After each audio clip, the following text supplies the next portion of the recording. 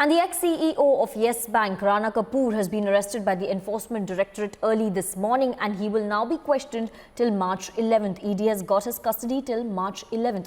Republic is getting exclusive details of the investigation. In fact, ED sources tell Republic that they are probing kickback trail worth 2,000 crore rupees. An investigation so far reveals that the money was used to invest in properties across India. These are the details that Republic is getting as far as the investigation is concerned. And we have Anilesh joining us live to give us more details about the investigation that is taking place. Anilesh has been tracking the investigation so far. He was also in the court, and he will give us more details about the case that was made by the Enforcement Directorate in court to seek custody of Rana Kapoor. Anilesh, over to you to give us more investigation details.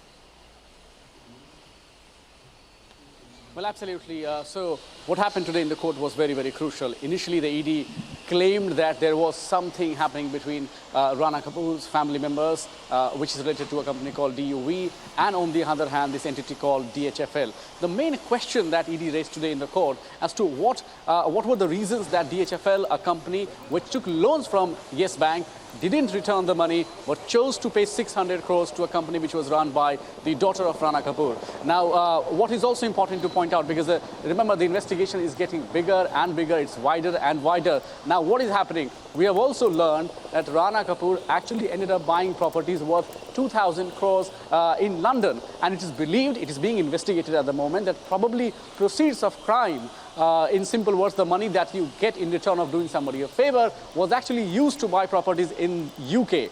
Now it is said that the current worth of the property or the investment which was done by Rana Kapoor in the UK stands around 5,000 crore. So that is also under scanner.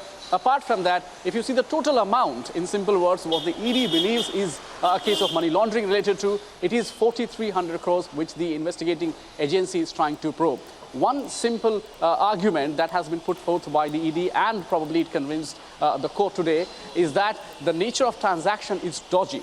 It appears that people were actually given benefits, undue benefits, and there were certain rules which were tricked. There were companies which were floated, and also the Enforcement Directorate, we saw them telling the court that they had some new documents which revealed that it's not just one company. There were multiple shell companies, were floated by the people working for Yes Bank, then just to get kickbacks. That is the allegation. The court stand convinced by the arguments made by the Enforcement Directorate. However, we have highlighted in the past how Mr. Rana Kapoor was in tears. He was saying that he was unwell and he needed some medical attention. The court guaranteed that, but also said if you see the total amount of money involved, it is so big that a probability of being questioned cannot be simply staved off, and hence he was remanded in custody for 3 days. He will be in the building that you can see just behind me here in Mumbai.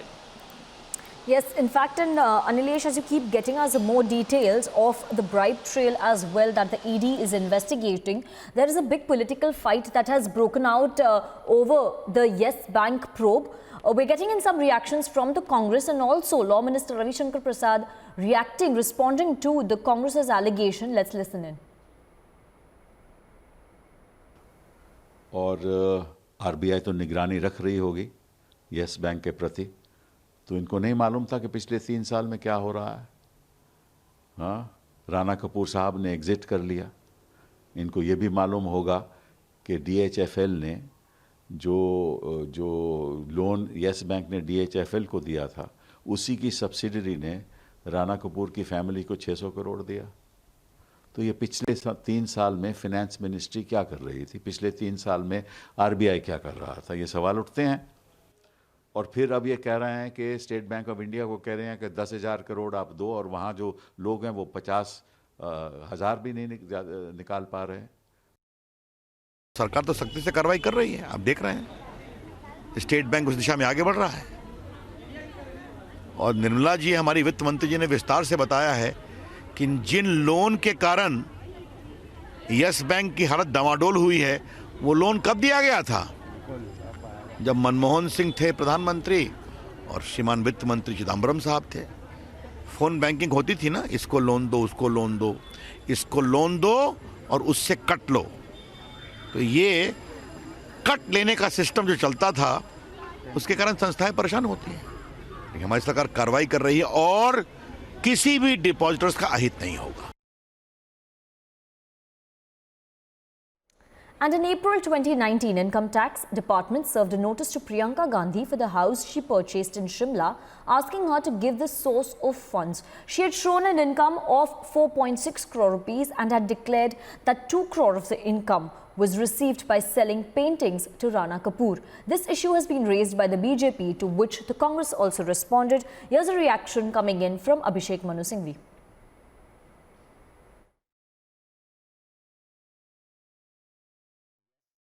M.F. Hussain painting was sold for 2 crores approximately, a portrait of Rajiv Gandhi made by M.F. Hussain, sold by the Gandhi family to Rana Kapoor in 2010. Point number 2. This of course is a great answer by Mr. Malviya to my 3 questions. My 3 questions are: the loan book increased by 2 lakh crores. His answer is, did you sell a painting? Number 3, Mr. Malviya, with your great research team sitting behind closed doors 24/7, they should tell you that the entire amount of 2010, a portrait of Rajiv Gandhi, was received in check and disclosed fully in the return of Srimati Priyanka Gandhi Vadra. You want more transparency, Mr. Malviya? You know that just a few days ago, a painting of M.F. Hussain sold for 13.44 crores. We are talking of 2 crores in 2010 with a check return and an IT return. Did you say all this when you asked the question? How much can you divert? How much can the government and the Prime Minister hide behind these ridiculous fig leaves of digression, diversion and distortion? And we have Anilesh joining us right now. He's live and he's been tracking these developments. Anilesh, if you could give us details about this issue, about in fact this April 2019 case which the BJP has raked up. In fact, we were given details that it's an April 2019 matter to which Priyanka Gandhi Vadra has already responded. If you could give us details about this entire case and the investigation that took place and the reply that was given by Priyanka Gandhi Vadra as far as her deals with Rana Kapoor is concerned. Well, absolutely. I mean, at this point of time, getting further into what might lead to an entire investigation as to what kind of relationship was there. Because remember, this entire case that we have been tracking for the last 24 hours is not just about one sort of one-off business deal. It is also about the nexus. It's also about the kind of spider web that was created around Kapoor and his family members, so that eventually people were beneficiaries. Now, one of the matters that has again surfaced today, which is highly controversial, is with regards to the sale of the painting. That will be, of course, investigated as to where did the money come from, again, who was the eventual beneficiary, what was the process of the entire auction that took place. So that is something that the agencies are certainly looking into. They are going to look into every sort of aspect, with regards to the flow of money coming from the Kapoor family. Because remember, it takes us back to the debacle of Yes Bank. It takes us back to a company called DHFL, which is under investigation for 13,000 crores.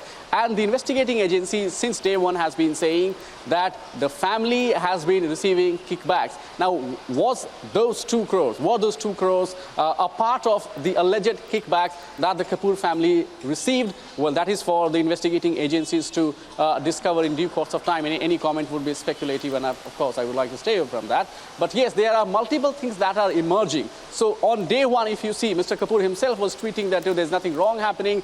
In fact, today in the court, when he was asked to share his point of view, he was in tears. He was saying that I'm ready to submit my passport. I'm not running away. There's nothing wrong happening. When we gave loans to DHFL, it was a company with high reputation. So he has been defending himself, saying that everything is there on the table very clearly in terms of documents. But on the other hand, the ED says that it is not a clear black and white case, but there are multiple companies, multiple people believed to have working in tandem with Kapoor and his family members. And Yes. tomorrow, if there is a political, link coming up, nobody would be surprised.